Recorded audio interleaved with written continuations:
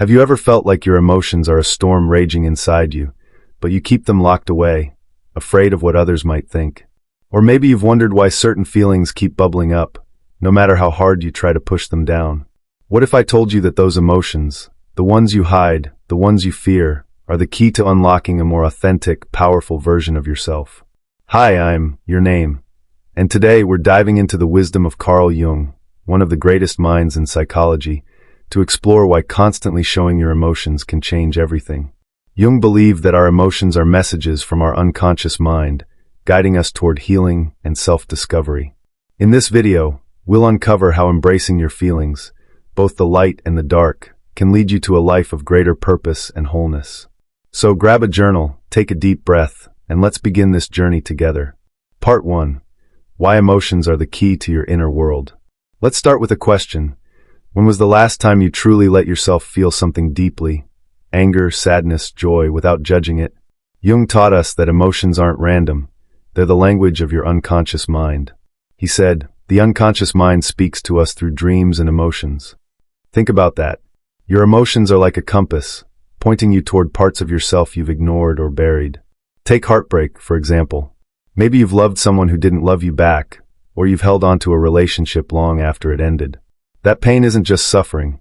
It's your unconscious telling you something needs to change. Jung believed that when we suppress our emotions, we disconnect from our true selves.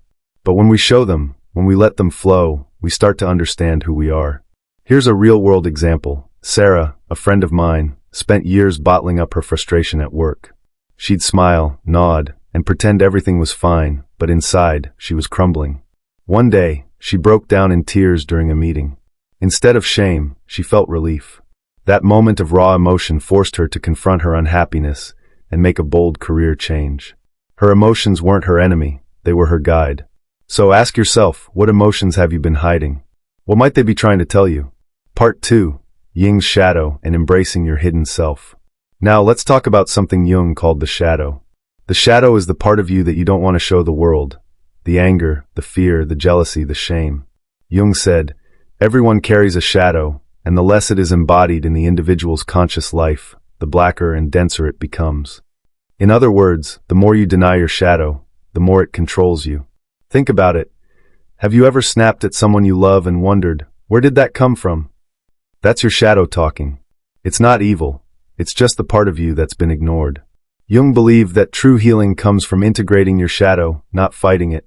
Let me share a story. A few years ago, I struggled with envy. I'd see others succeeding and feel this knot in my stomach.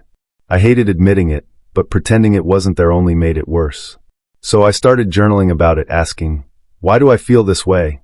I realized my envy was less about others and more about my own fears of not being enough. By facing that shadow, I could start working on my confidence.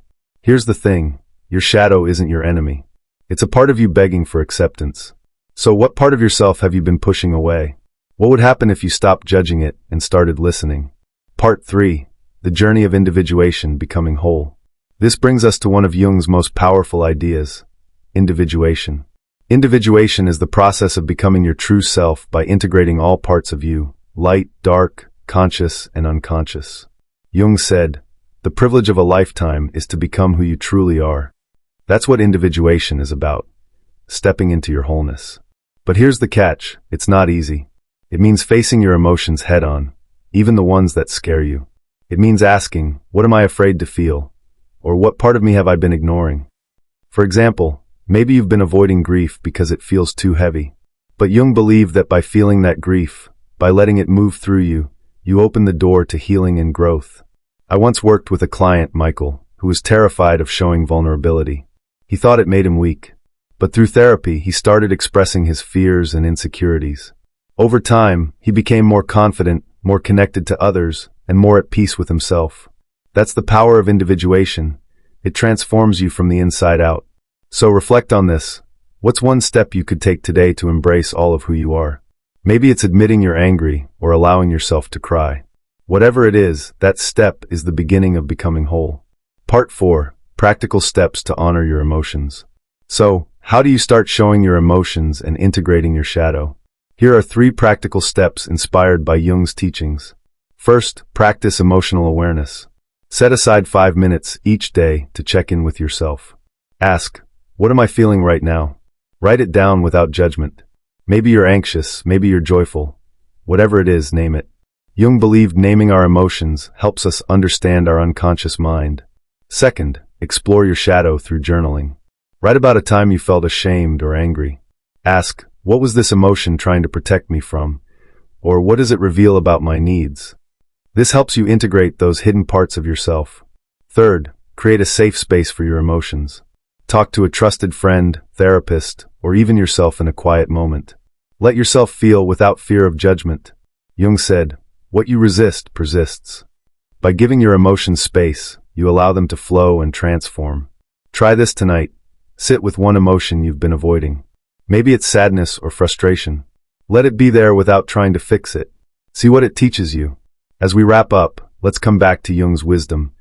Until you make the unconscious conscious, it will direct your life, and you will call it fate. Your emotions are not your enemy. They're your guide to a more authentic, fulfilling life. By showing your emotions, by embracing your shadow, you step closer to the person you were meant to be. So here's my challenge to you. This week, choose one emotion you've been hiding and let it out. Write about it, talk about it, or simply sit with it. Ask yourself, what would it look like to choose myself today? You don't have to do it perfectly. Just take the first step. If this video resonated with you, hit that like button, subscribe, and share your thoughts in the comments. What emotion are you ready to embrace? Let's start a conversation below. Thank you for joining me on this journey, and I'll see you in the next video. Keep shining, keep feeling, and keep growing.